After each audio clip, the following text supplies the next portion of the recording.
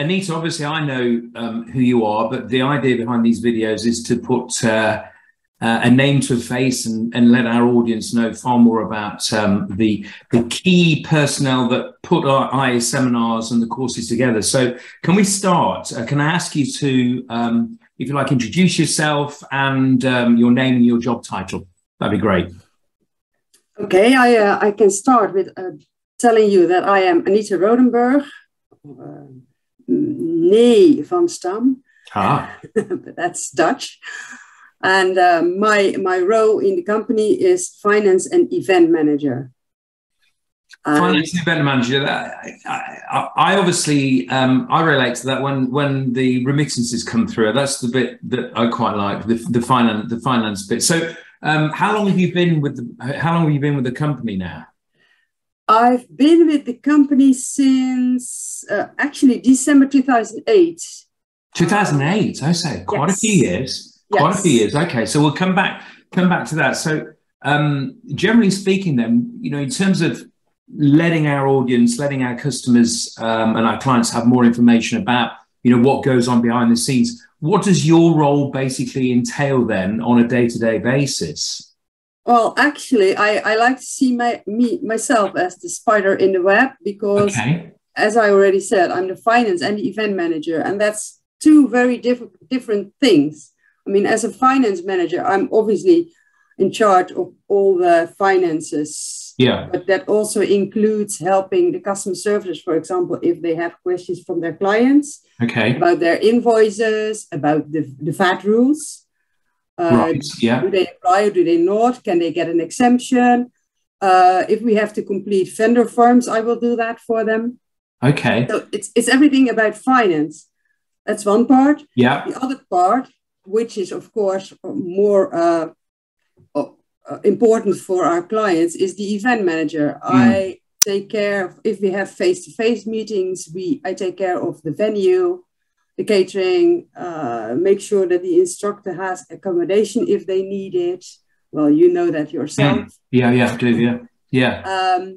Also, I take care of the logistics about the materials, make sure that they are updated, that they are final formatted, that they are sent to the delegates.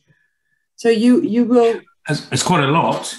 Yeah, it's all back office, but in the back I will do a lot, not really. Well, of course, that's the thing, isn't it? You know, we are trying to get a sense of really the extent of that back office support that you know, nobody really sees. I was just thinking about what you said in terms of the logistics side, and obviously now we are coming back to more face to face rather than, you know, purely, I suppose, virtual or online over the last couple of years.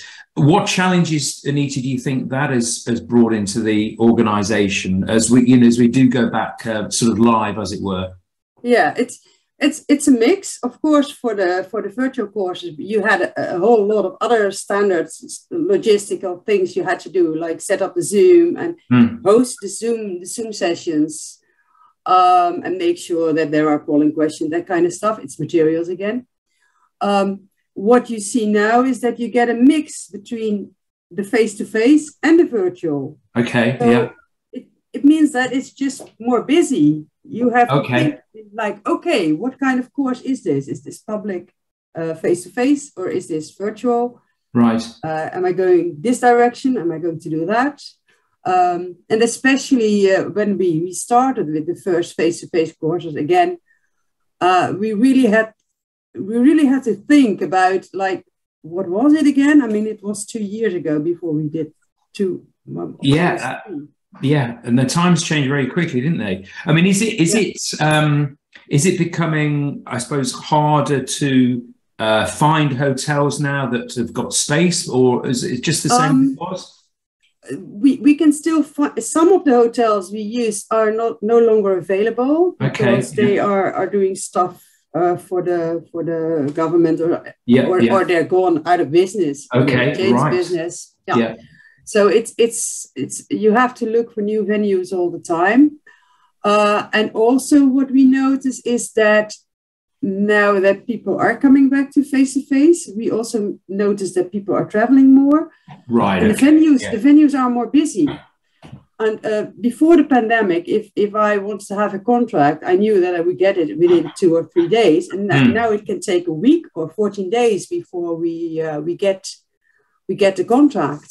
And that's because of what? More pent-up demand for the hotels themselves? I suppose it's just a lack of personnel. People. Okay, so the type of thing that we're seeing across most industries, most businesses throughout various countries. Then, so there is an impact for us. Interesting. So going back to your point about being with the business since 2008, so more or less 14 years or so. What would you say is the biggest change that you have seen in that period? I think if I compare it when we started, that people are more demanding. Demanding of what? There is more out there. People have customers have access to much more, but it also means that they are more demanding. Okay. And also, like if I look at the finance role, the variety of forms you have to fill in for a company sometimes is much broader than it was back then when I started. Yes. Right. Yeah. So a little bit more bureaucracy on that side. Going back to the point then about customers being more demanding, I suppose the benefit of that is that it causes, well, it naturally means that we want to raise our game for what we deliver and the services provided back office as well. Yeah. And also, I mean, IASeminars always has a name of wanting to provide good quality. And the good thing is that because people are more demanding, if they choose IASeminars, they choose that good quality. And okay, that's good. Yeah. That's very good. Yes. But for the back office, it just means that you have to.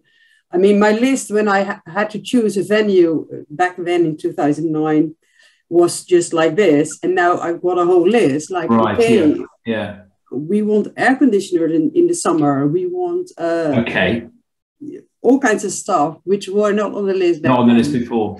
No. Now, I think one of the interesting facts about yourself, Anita, and I might be wrong here, but I think I'm correct. The majority, if not all, of the IASeminars, back office personnel are in Scotland, and you're not. I'm not. I am in the Netherlands. But you were in Scotland. I lived in Scotland for 13 years. Yes, definitely. And then due to the pandemic and some other stuff, we decided to go back to the Netherlands, which is not bad because after Brexit, it is good to have some people abroad. Okay, right. Have people within the UK and have people outside the UK. As the UK, right? Okay, interesting. Yeah. And of course, from a sort of a communication side of things, it doesn't matter in this day and age, does it? Where you're based, but it just okay, interesting. Now, one of the things I've been asking everyone. Sorry, say again. The nice thing is that I can visit people when we have courses in Amsterdam. Amsterdam, absolutely. I'm there. Yeah. Yeah. Okay, that's good, isn't it? So we always tend to think of, well, I suppose I tend to think of the centre being, London. That's where I do most of my training. But Amsterdam is, I think it is a new venue, isn't it? Or it's becoming more important. Yeah, it's a location which is very, very easy to reach. To get to, yeah. You've got a big airport, and also transport to Amsterdam is fantastic. Similar to going to London. Yeah, sure. Yeah, and I think there are more people in Europe now for whom it's easier to go to Amsterdam. Or to Copenhagen. Stay within the mainland Europe. Yeah. Then go to the UK. So it is good to have that option. Right. Okay. So we know going forward, there's going to be more opportunity to go to other cities apart from London.